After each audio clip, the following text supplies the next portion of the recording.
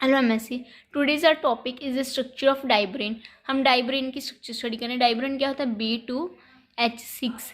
B2H6 की study करने से पहले हम देखते हैं कि बोरोन का केड़े सिंपलेस्ट फॉर्म जो कॉमनली मेनली स्टेबल एग्जिस्ट करती है वो क्या है? BH4 पॉजिटिव एक स्टेबल फॉर्म में एग्जिस्ट करता है। अगर इसको BH3 में कन्वर्ट करें तो BH3 के एक इलेक्ट्रॉन डेफिशिएंट कंपाउंड है। कौन सा कंपाउंड है? इलेक्ट्रॉन डेफिशिएंट कंपाउंड है। ठीक है, जैसे हम देखें electron deficient compound means not enough valence electron to form expected number carbon के बीच में। इस तरह की हमारे बॉन्डिंग होती है। अगर इसी सेम में देखें पर बोरोन के पास कितने इलेक्ट्रॉन? सिर्फ 3 इलेक्ट्रॉन्स होते हैं।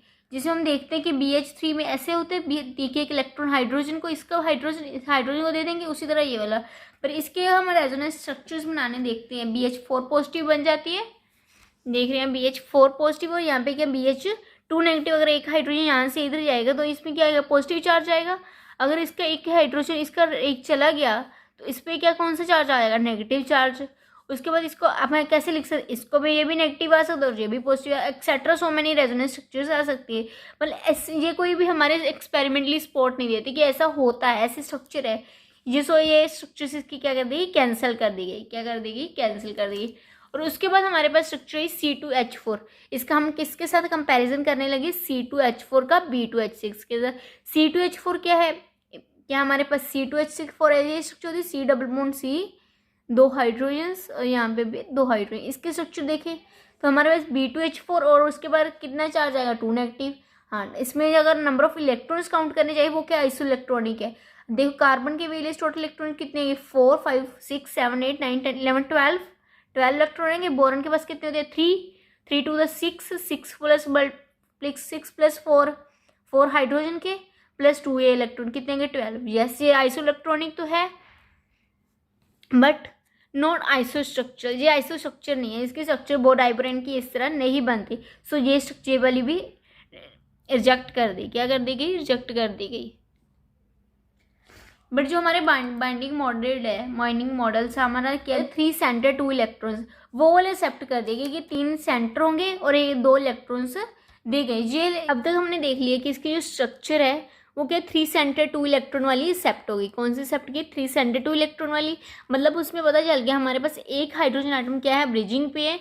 मतलब दूसरे एक हाइड्रोजन एटम एक बोरोन 2 एटम्स के कॉरस्पॉन्डिंग ब्रिजिंग पे है। मतलब 2 हो जाएंगे इसे, दोनों के कॉरस्पॉन्डिंग दो एटम हो जाएंगे ब्रिजिंग पे, और 4 हाइड्रोजन आ जाएंगे टर्मिनल में, जो कि बनाते हैं नॉर्मल कोवलेंट बॉन्ड्स। तो हमारे पास 2 ब्रिजिंग एटम्स है जो कि बनाते हैं 3 centre 2 electron bonds BHB bond बना रहे। और जहाँ पे 4 हाइड्रोजन एटम जो क्या है? टर्मिनल पे है। मतलब वो क्या? टर्मिनल बॉन्ड्स है।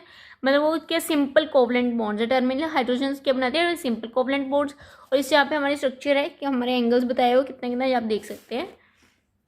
उसके बाद रिजल्ट क्या है? हमारे 4 हाइड्रोजन एटम जो हमारे टर्मिनल पे वो कोप्लेनर है, और ब्रिज ऑक्यूपाई प्लेस ब्रिजिंग वाले जो क्या है? Above and below the space occupy करते हैं। जैसे हमारे पास इथेन में होता है एक हमारा पाई इलेक्ट्रॉन क्लाउड अबव होता है, वैसे नीचे होता है। वैसे एक हाइड्रोजन अबव द प्लेन है और दूसरा क्या है? Below the plane. और चारे टर्मिनल वाले क्या है? कोप्लेनर सेम प्लेन में।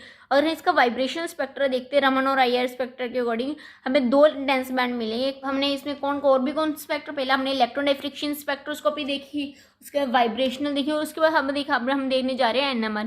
NMR होती क्या? NMR न्यूक्लियर मैग्नेटिक रेजोनेंस होती है, जिसमें क्या होता है? एक न्यूक्लियस जो हमारा एटम है, एटम के हाइड्रोजन या प्रोटॉन्स होती हैं, वो उसके न्यूक्लियस दूसरे के मैग्नेटिक फील्ड में रखते हैं, तो इसके न्यूक्लियस स्पिन रोटेट करता है। क्या करता है? न्यूक्लियर में रोटेशन होती है, मतलब उसके प्रिसिशनल फोर्स होती है जिसके प्रिसिशन करना स्टार्ट कर देता है। उसमें हमें क्या स्टडी करते हैं? उसका NMR स्टडी कर सकते हैं।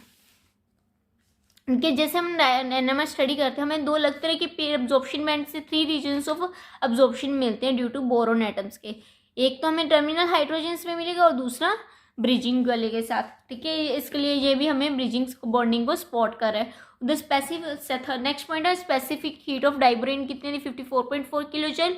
जो इथेन की है 12.5 किलो जल में। इसका मतलब इसकी 12.5 किलो जल, इसकी एनर्जी इतनी ज़्यादा और इसकी कम क्यों? इतनी कम क्यों है इथेन से? इथेन की इतनी एनर्जी कम क्यों? इसका मतलब कि जो उसकी रोटेशन है, इथेन मॉलिक्यूल हमारे ऐसा होता है। ठीक है, इथेन मॉलिक्यूल को अगर हम ऐसे रोटेट करना चाहें तो ये ऐसे 90 डिग्री पे प्लेन पे आ सकते हैं, ये रोटेट कर सकता है। बट जगह अगर हम डाइब्रेन को देखें तो उसमें क्या है? जो हाइड्रोजन है वो क्या है, एज अ ब्रिजिंग पे है। तो अगर इन दोनों को रोटेट नहीं कर सकते, क्योंकि ये दोनों के एक हिंड्रेंस देते हैं, क्या देते हैं, स्टीरिक हिंड्रेंस। स्टीरिक हिंड्रेंस की वजह से रोटेट नहीं कर रहा। इसकी एनर्जी कितनी आती है, 54.4 किलो जूल, और इसकी आती है हमारे 12.5 किलो जूल। सो ये कि हमारे पास स्पॉटिव, ये भी हमें पता, इससे भी पता चलता है कि हमारी ब्रिज बॉन्डिंग हो रही है। नेक्स्ट पॉइंट है जो डाइबोरेना मिथाइलेशन करते हैं, तो हमें कहते हैं B2H2CH3 4, मतलब जो हाइड्रोजन है ब्रिजिंग वाले वो हमारे रिप्लेस नहीं करने, क्योंकि वो तो बोरॉन के साथ ब्रिज बॉन्डिंग है। उस बॉन्ड को तोड़ने के लिए हमें ज़्यादा एनर्जी देनी पड़ती है एज कम्पेयर टू जो टर्मिनल वाले इजिली रिमूव हो जाते हैं, ठीक है। इससे ये भी हमारे इस बॉन्डिंग को सपोर्ट करता है। यहाँ तक हमने पढ़ लिया कि कौन कौन सी बॉन्डिंग, मतलब ब्रिज बॉन्डिंग को हमारी कौन कौन सी स्पेक्ट्रोस्कोपी सपोर्ट कर रही है। सबसे पहले हमने देखा कि 3 सेंटर 2 इलेक्ट्रॉन, फिर उसके बाद electron diffraction, NMR, Raman spectroscopy, ये सब किसको सपोर्ट कर रहे हैं, हमारी ब्रिज बॉन्डिंग को। This is all about our bonding and comparison with the ethane and ethene. Thank you very much.